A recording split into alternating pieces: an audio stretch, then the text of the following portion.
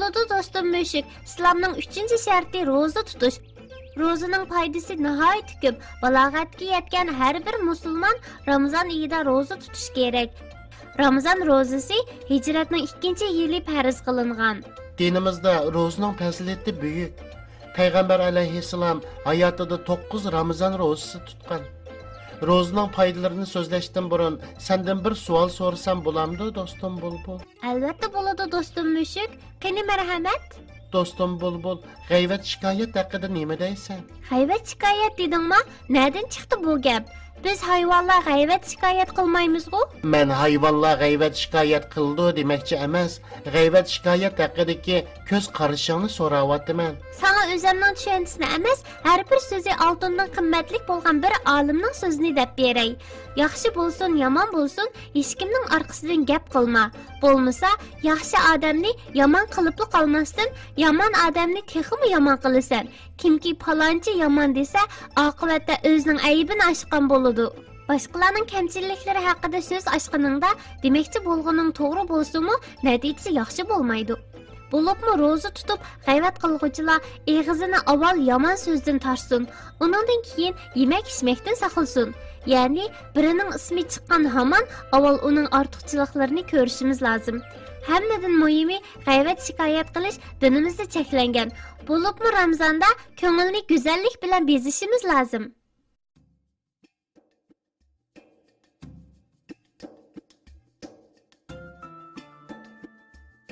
Acayip yaxshi. Bugün Ramazanның 1-kuni. Roza tutimiz şundaqmı ana? Şundaq. İslamның 5 şərtidən biri roza tutuş oğlum. Sana roza haqida dadang so'zlab bersin. Men iftarga tayyorlik qilay. Namoz shamga azon chiqishdan burun tamoq tayyor bo'lish kerak. Hammamiz azonning chiqishini taqozolik bilan kutaylik. Canım dada, İslamның 5 şərtidən biri bo'lgan roza haqida so'zlab bering, ha? Oğlum, Ramazan rozası hicretinin 2-yili farz kılıngan. Allah Teala Kur'an-ı Kerim'de mundaq degan. Ey müminler, saqlanışınlar üçün sizlerden ilgirkilerge rozu farz kılingandek, sizlergemi Ramazan rozası farz kılındı. Şu sebepten roz tutuş farzdır. Balağatga yetken her bir musulman Ramazan ayida roz tutuş gerek. Rozaning fazilati nihoyat buyuk. Yana kelib roza gunoh, masiyatlarga qarshi qalqandir. Ramazonda tutilgan roza uningga bo'lgan hurmat, ko'ngillarni yumshatadi. Roza tutqanlar yo'qsullarga texmi marhamatli bo'ladi.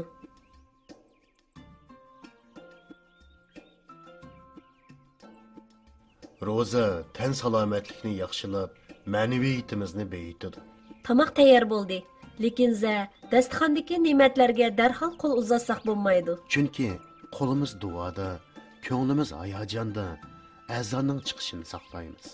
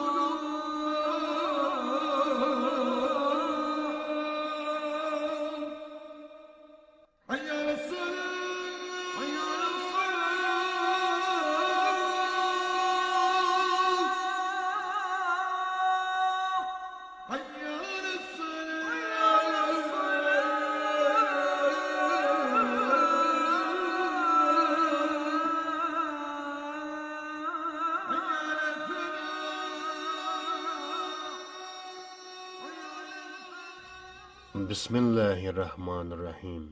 Ey Perverdigarım, sening rozlig'ing bilan ro'za tutdik.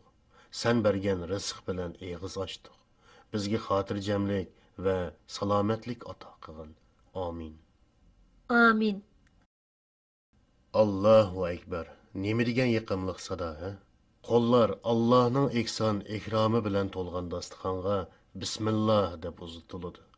Tillar, ey Allohim, sen uchun ro'za tutdim, sana ishondim, sana tavakkul qildim, sen bergan rizq bilan iftor qildim deb duo qiladi.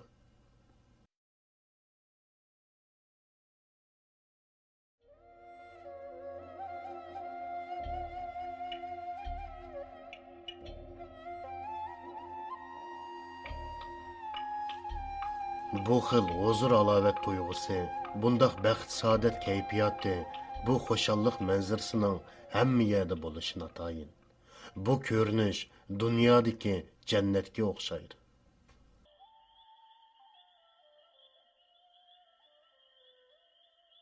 Keşlikinglar xeyirlik bolsun dostlar.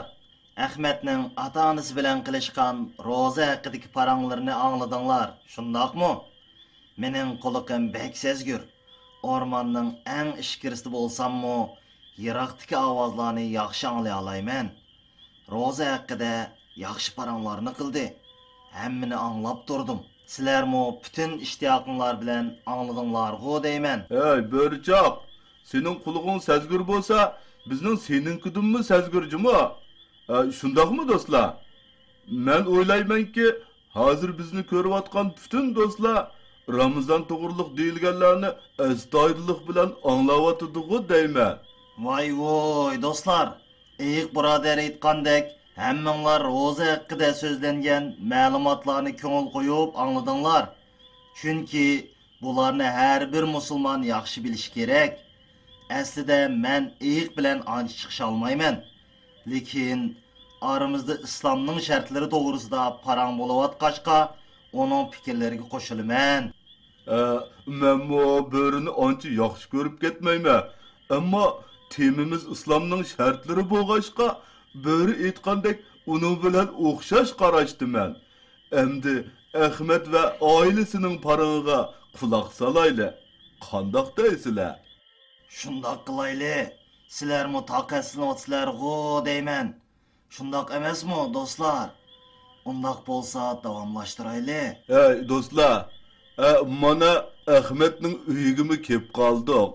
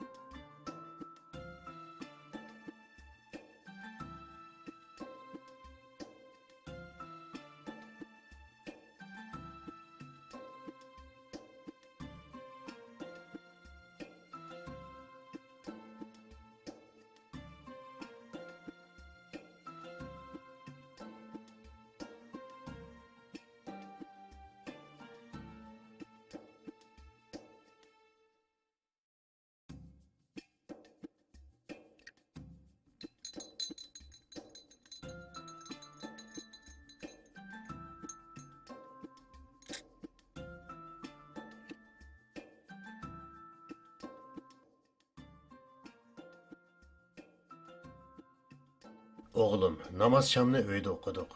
Taravih uchun masjidga boraylik. Shundoq qilaylik dada. Chunki jamoat bilan o'qilgan namoz ko'ngilga huzur bag'ishlaydi emasmi? Ro'za tutishning o'zi bir xil huzurdir o'g'lim. Ramazon muborak oy. Ramazon ro'zasi ro'za aytqichi tutiladi. Ramazon oyi 29 yoki 30 kunda tamomlanadi. Dada, nimishqa Ramazon ro'zasi deysan? Yana boshqa ro'zalar bor o'xshamamdi? Albatta boshqa ro'zalarmi bor o'g'lim. Amsa farz qilingan ro'zadan boshqa qanday ro'zalar bor dada? Farz qilingan ro'zadan boshqa vojib va nafl ro'zalar bor o'g'lim. Dada, undaqda farz qilingani Ramazon ro'zasi ekanda? Shundoq o'g'lim. Farz bo'lgan ro'za Ramazan ayida tutiladigan ro'zadir. Bu ro'zaning o'zri sababidan vaqtida tutilmasa qazosi, qasdan buzib etsa jazosi bor. Dada, qandaq kishilarga ro'za farz bo'ladi? O'g'lim, ro'zaning farz bo'lishining ikki sharti bor. Biri musulmon bo'lish, yana biri aqli o'shi joyida balog'atga yetgan bo'lish. Dada, bemorlar bilan yo'lovchilar qandaq qiladi? O'g'lim, agar salomatligi yor bermasa, ro'za tutmay saqayganda to'liqlab tutib olsa bo'ladi. Ish cho'ng, og'riqsaloq kishilar ro'za tutmay har kun uchun bir miskinni to'yg'izadi. Yo'lovchilarmi safarda ro'za tutmay keyin tutib olsa bo'ladi. Bu haqda Alloh taolo Qur'oni Karimda mundoq degan: Farz qilingan bu ro'za sanoqliq kunlardadir. Lekin sizlardan kim kasal yoki safar ustida bo'lib ro'za tutmagan bo'lsa, tutmagan kunlarni, ya'ni qazosini boshqa kunlarda tutsin. Ro'zni qiyirliq yoki ojizlik tufaylidan mushaqqat bilan aron tutadigan kishilar tutmasa, kunligi uchun bir miskin to'yg'idek tomoq fidya berish lozim. Kim ixtiyori holda bir yaxshilikni qilsa, u uning uchun eng xayrlik. Agar biladigan bo'lsanglar, ro'za tutishinglar sizlar uchun eng xayrlikdir.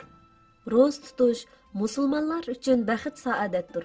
Allohga ming shukri, biz ro'za tutamiz. Avval zo'liq yeymiz. To'g'ri deding ana.